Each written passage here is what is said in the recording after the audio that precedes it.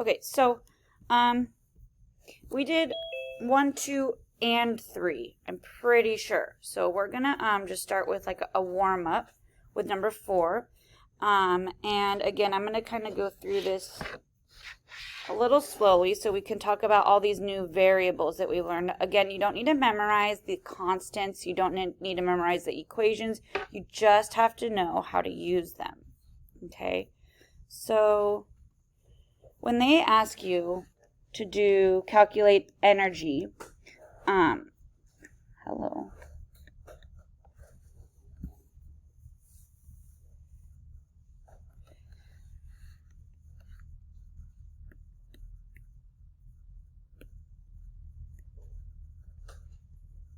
Oh, my pencil's off. Hold on one second.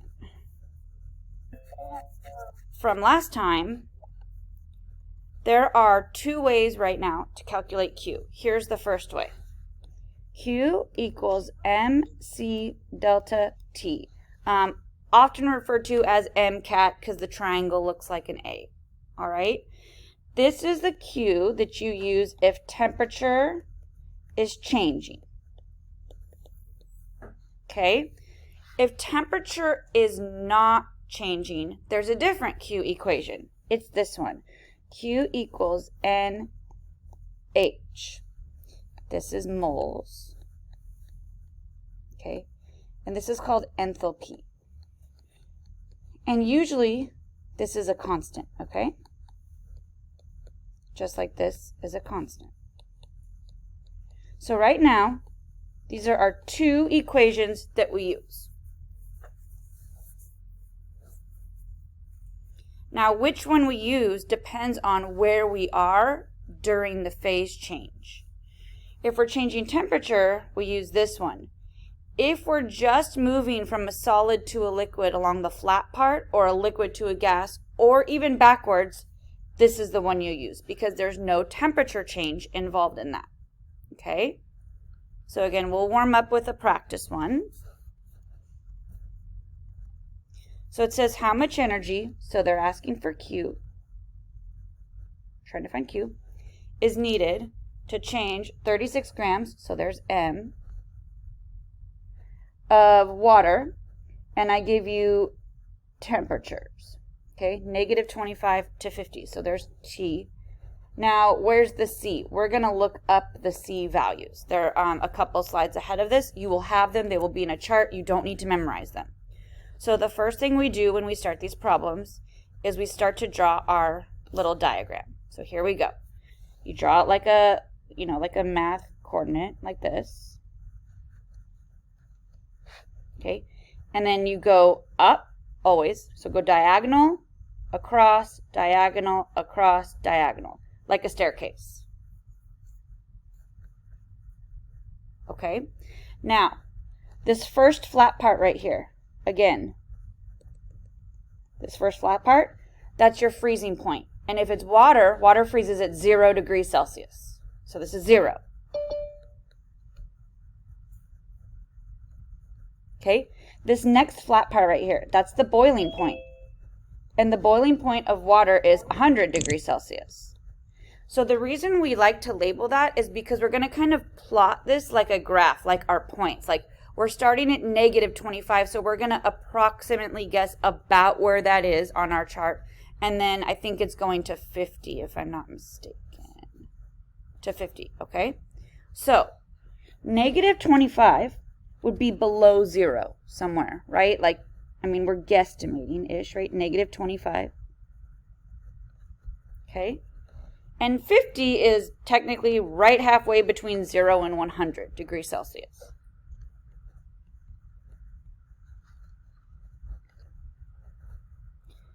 So, what you do is you start at the first dot that you drew, and you draw arrows, and you have to end the arrow every time you come into an intersection of the line. So, like, I start at my first dot, and I hit an intersection right there. That's a corner. So I stop my arrow.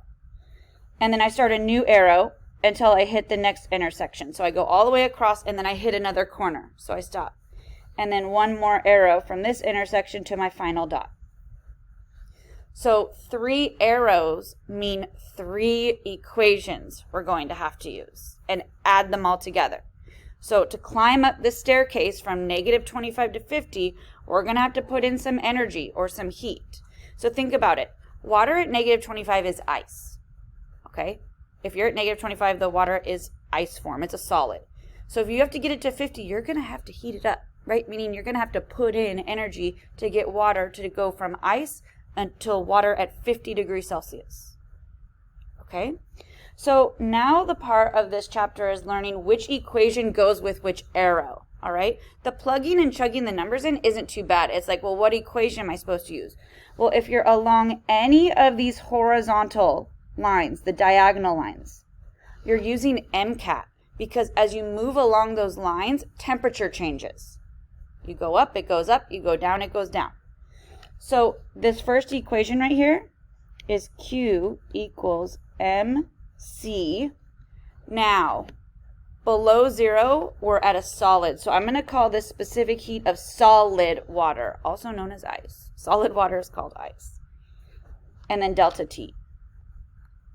And this is because the specific heat of solid water is not the same as specific heat of liquid water, and it's not the same as the specific heat of water vapor.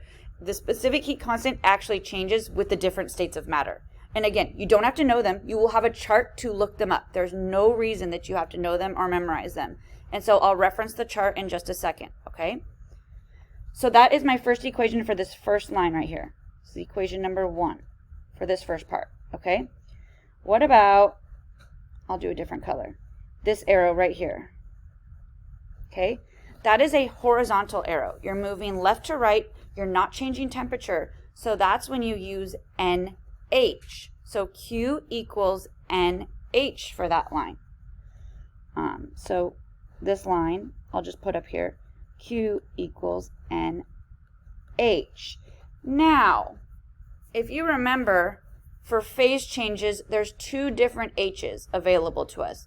There's H of fusion and there's H of vaporization. Again, they're constants. You don't have to memorize them, but you have to know which one goes where.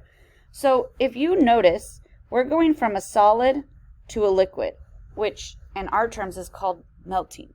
If you take a solid and turn it into a liquid, you're melting it. And the fancy word for melting in this unit is fusion, okay? So try to remember it as when you take 2 metals and you try to fuse them together, the only way you do that is by melting them. That's how you get them to stick together, is you melt them. So this is going to be H of fusion. And again, it's a constant that we will look up.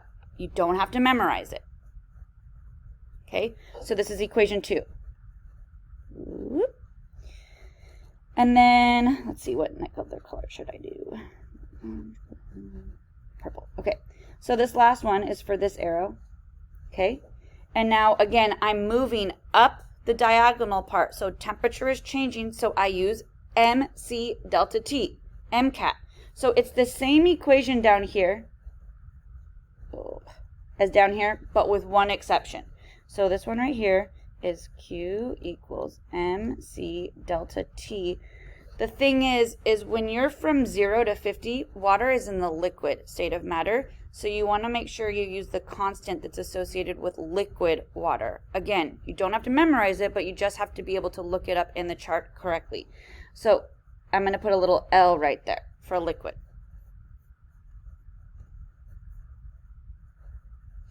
It does not matter where the arrows are placed, like if you put it above the line, below the line, it doesn't matter. Nope.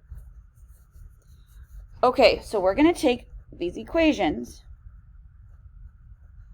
and add them together. Now, this can be challenging because there's 3 of them. So I'm going to go slow. Let's see. And I'm going to flip back and forth. So we're going to do equation number 1. What color did I do equation number 1? Orange. Okay, so equation number 1, Q equals MC solid delta T. So the mass given in the problem, let's go back, was 36 grams. Okay, that was M.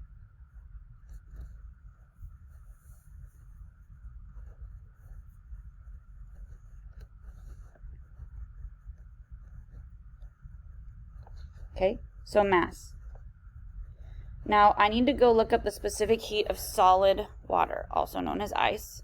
So you don't have this unless you look in the chart. So if you go a couple slides ahead, if you remember, below right here, the constants for water are all of these different constants for water.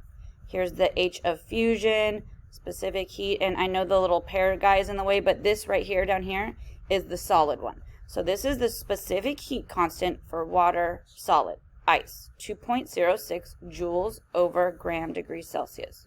So I'm going to go back and plug that in. So 2.06 joules over gram degrees Celsius. So that's C. It's a constant.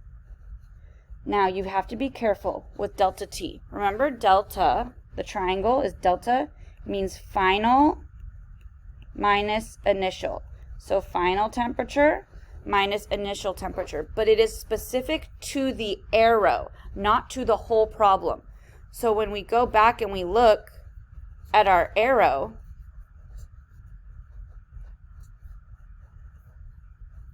okay, this arrow right here, this arrow ends at 0, right? This is 0 right here. So it's 0 minus, that's final temperature, minus negative 25. So when you do that mathematically, 0 minus negative 25 degrees Celsius, these get added together. Minus a negative means you're adding. Okay? So let's look at how our units cancel out. So look at grams cancel, Celsius cancels, and we're left with joules, which is a unit for heat or energy. I'm not going to calculate it out right now. We'll do that later. We're just going to write out the equations. Okay, so that's our first equation set up. So next was Q equals NH fusion. So I did that one in blue. Let's do this in blue. So the next one was Q. Oops.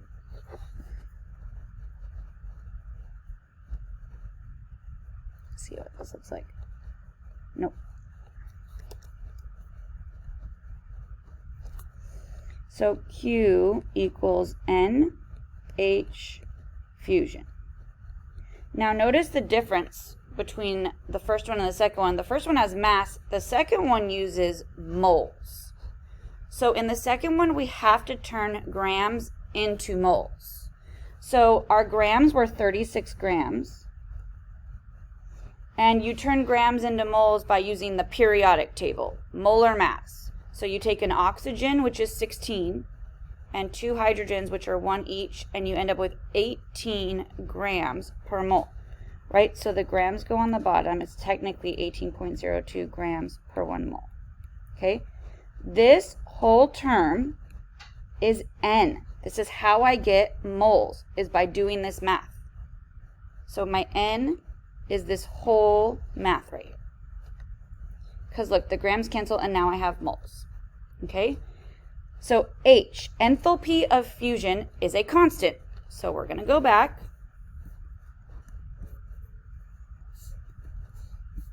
Right here. Enthalpy of fusion for water is 6.01 kilojoules per mole. So now let's go back and plug it in. So H, 6.01 kilojoules per mole.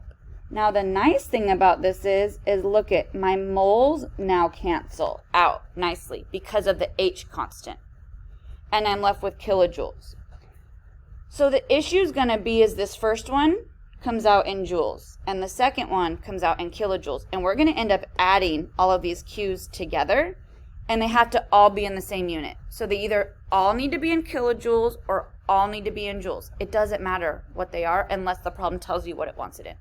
So I'm going to do one extra step because this is in joules. I'm going to use my metric conversion to turn kilojoules into joules. 1 kilojoule, if you did not know, is 1,000 joules. This allows me to have joules and joules in both Q values. So joules plus joules can absolutely go together.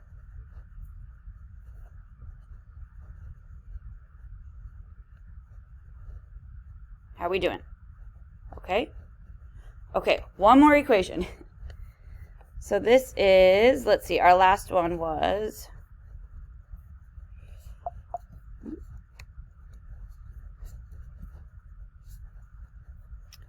this one right here. Q equals MC liquid delta T. That's for this arrow right here. So, I did that one in purple. It's not my favorite purple, but that's okay. So Q equals MC liquid delta T. So let's plug in. The mass is 36 grams. Specific heat of liquid water, we could look up. If you look it up, I'll tell you what it is. It's 4.184 joules over gram degrees Celsius. That's the constant you would look up in a chart. Okay, delta T is specific to this arrow. So if you look at this arrow right here, okay, its final is at 50. So final is 50 minus, where did the arrow start? Well, it started right here. What's right here? 0. Okay, so 50 minus 0, which obviously is 50, but I'm still gonna.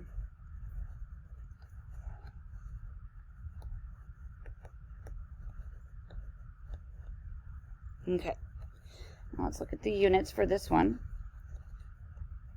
Grams on the top, grams on the bottom, Celsius on the top, Celsius on the bottom, and joules are left. So we have joules, joules, joules. Beautiful. We can add them all together. So this stuff isn't too bad, but it is a little bit tedious, and it takes time, and you have to be very careful, okay? I highly recommend calculating the amount one at a time. Do the first one, write it out. Do the second one, write it out, or keep it in your calculator if your calculator can hold it. Do the third one, write it out, and then add them. You'll avoid so many calculator issues. So I'm going to give you about 2 minutes to kind of go through and calculate all this out. And while you're doing that, I'm going to be doing it as well.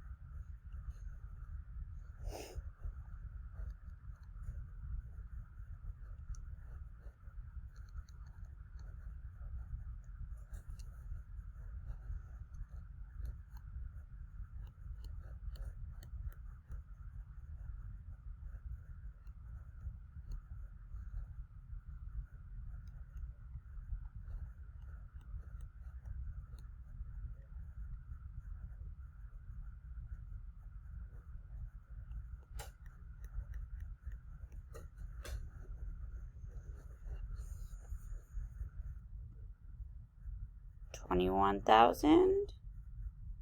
Well, it's this big number right here, and then I rounded it to 2 sig figs. So here's this first answer. Here's the second answer. I wrote out all the digits. Here's the third answer, and then you add them all together. This number plus this number plus this number adds up to this.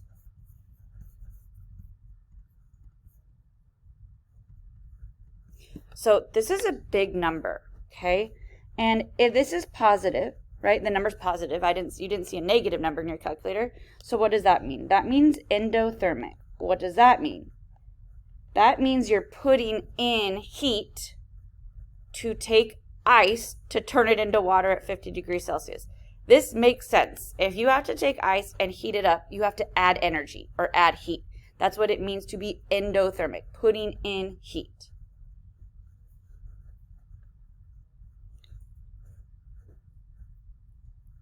Any questions before we try a couple more practice? Okay.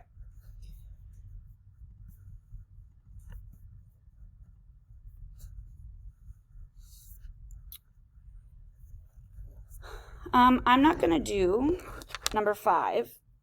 I'm just going to show you something with the wording. So when it says how much energy is needed to heat 60 grams of ice at 0. Why is this doing this to me again?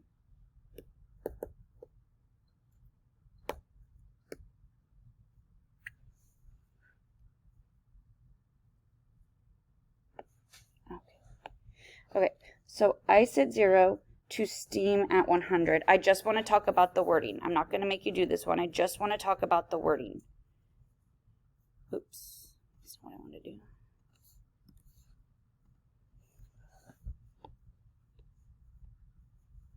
Up, over, up, over, up. So if it's water, this is 0, and this is 100. So at 0, you have 2 options. You have this point and this point. And then at 100, you have 2 options as well. Exactly 100, this point and this point. So ice is right here at 0 because you're close to the solid side. Whereas this would be liquid at 0. You've taken all of the solid and finally converted it all to liquid. Now right here is liquid still, because we're on the liquid side at 100, but this is gas up here, right? This would be steam at 100. So you'd have to go all the way over there to get to steam at 100. It means the liquid is finally all gas, but you haven't continued heating the gas. Okay? So again, if you were to draw the arrows for this one, ice at 0 is right here, and steam at 100 is right here. So you do 1, 2, 3 to get there. Okay? I think the screen's like still on the last one. Sorry. So ice at 0 is by the solid side, and steam at 100 is by the gas side, right? This is solid down here, liquid, gas. So over, up, over. Okay, now we've only worked with water, so now we're going to do a practice problem that's not with water. It says calculate the amount of energy, so Q, and we're going to take 50 grams of aluminum. So we're going to heat up a metal now, and we're going to heat it from 25 to 500. Now, this MP right here stands for melting point, and BP stands for boiling point, because aluminum doesn't have the same melting and boiling point as water does. It has its own melting point and its own boiling point. So I'm just showing you that those abbreviations mean melting and boiling point. And the reason you need those is because when you draw your graph, you have to have your first flat line be the melting point and then your next flat line be the boiling point. So these numbers are huge, right? Water melts at 0 and boils at 100. Why are these numbers so big for aluminum? Can anybody guess? Because it's a what?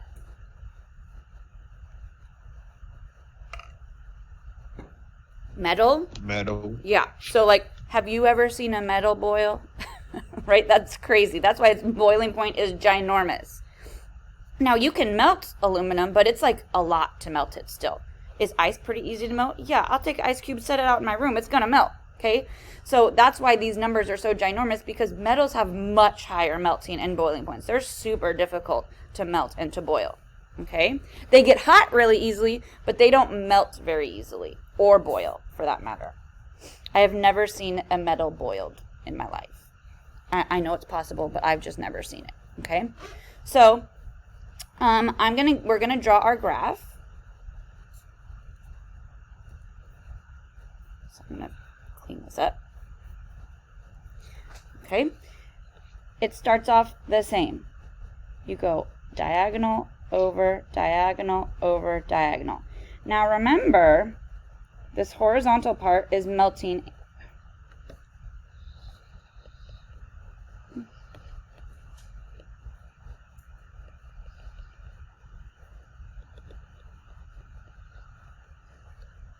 Okay, so for aluminum, this is not 0. For water, this is 0. For aluminum, this is 663.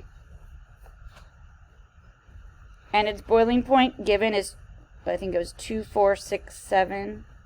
Oh, I gotta check. Yeah, 2467. Okay? So, this is my chart specific to aluminum. So when I give my temperatures, I have to follow based where they fall on my aluminum chart. So if you go back, the temperatures given in this problem were 25 degrees Celsius to 500 degrees Celsius. So I'm going to go back to my graph. And 25 degrees Celsius is well below 663. So like, oh, I don't know, maybe like down here. And then 500 is still below 663. Basically, between 25 and 500, you have not added enough heat to get it to melt. You're still just all solid. I mean, it's probably hot, but it's not melted. So this is just one arrow, 25 to 500, in our solid phase. We are below its melting point, so we're still a solid. Remember, below this, this horizontal is solid, in the middle is liquid, and then above is gas. So we only have one equation. This actually is pretty easy. It's Q equals MC solid, because we're solid, and delta T because we're along the horizontal line, so temperature is changing. So let's look. The mass given was 50. They gave you, or I gave you, specific heat of solid aluminum. There's no way you would just know it. It's a constant. Okay, so 0.90 joules. Sorry, I'm going to go back. So I'm going to just do this up here, okay? So mass is 50 grams. Mass. Specific heat is 0.90 joules per gram degrees Celsius. And delta T is final temperature, which was 500, minus initial temperature, which was 25 degrees Celsius. So my grams cancel, Celsius cancel. This one is not very difficult in terms of how much work you have to do. So let's go ahead and get that number. Laptop in. Just as a trick, if you're climbing up the staircase, it is endothermic. If you're going backwards, which we haven't done yet, down the staircase, it's going to be exothermic. We'll talk about that in a minute. Okay, so I would like you to try copper on your own. Sorry. So number 7 is the same exact concept, but they're using copper instead of aluminum. So look at, I give you copper's melting point, 1048, that's huge.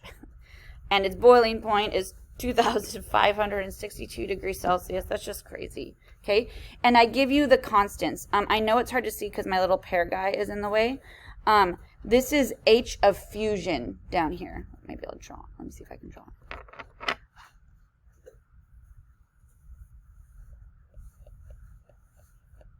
Enthalpy of fusion. So I want to give you a couple of minutes to see if you can work through this on your own without me. And then I will go over it with you. But we've done, what, like 4 or 5 now together? So I want to see if you can try this one. Remember, you have to draw the diagram specific to copper. And so I will help start you off, though.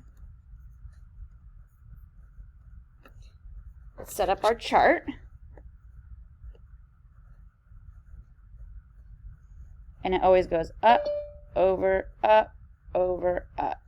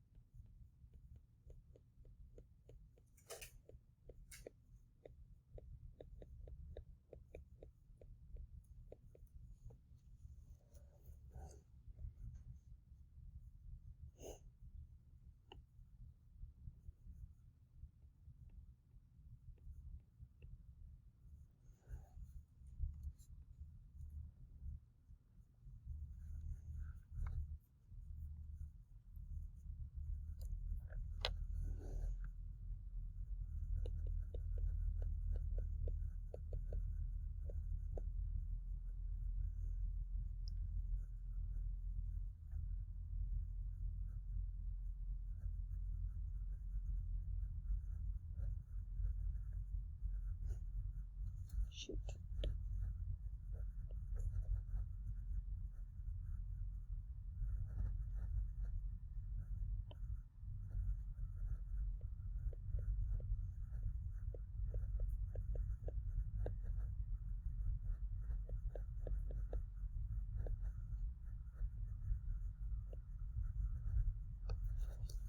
Okay. So this is equation 1 with the numbers plugged in. This is equation 2 with the numbers plugged in. And this is equation 3 right here with the numbers plugged in. So MC delta T. Be very careful with the delta T. It's for this arrow only. The arrow ends at 1048.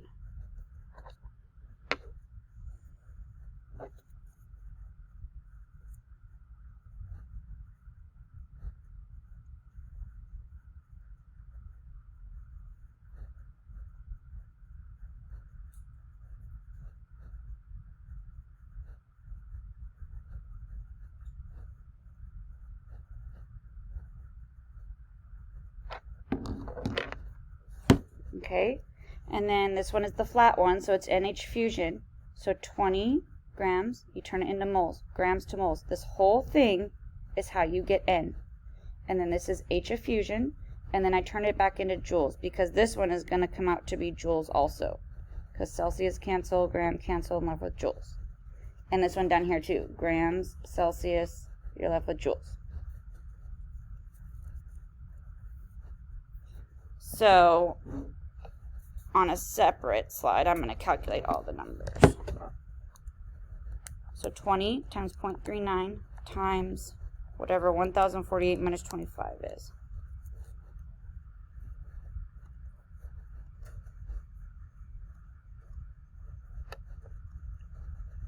So for the first equation, I got 7979.4. Did you guys get that for the first one? Okay, plus. Let's do the second one. All right, this one's a little bit more work. 20 divided by 63.55, right? That's copper, yep. Times 13 times 1,000. That's a pretty big number. Well, not as big, I guess. 4,091.2667 something, something, something. Okay. Joules, joules, plus. Last one is 20 times 0.40. Is that 0.48? Can't remember. 0.48, I think. Times whatever, 1,500. So be careful of this arrow. It ends at 1,500, but it starts at 1,048. This isn't 0 because this isn't water. So 1,500 minus 1,048. So this number I got as 4339.2. Okay? And now you just take these numbers and add them all together.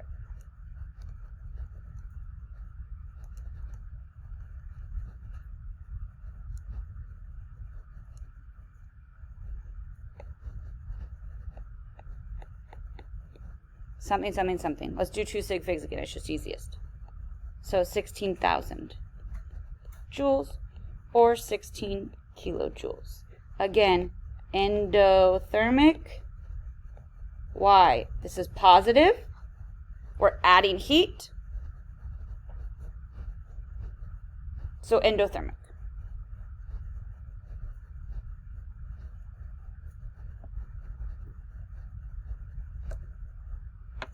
Okay. Any questions on this one? Yeah, I got a completely different answer from yours. Okay, so I would highly suggest recalculating. If it's a different answer, it's probably a calculator issue. Did you get these 3 numbers? I put in mass. For exothermic reactions, it's going to be negative. That is because heat is lost, given off, produced, released. So instead of all of your numbers coming out positive like we have been doing, they end up coming out negative, okay? And I'm not going to bombard you with that today. I feel like this was enough. So give me 1 second.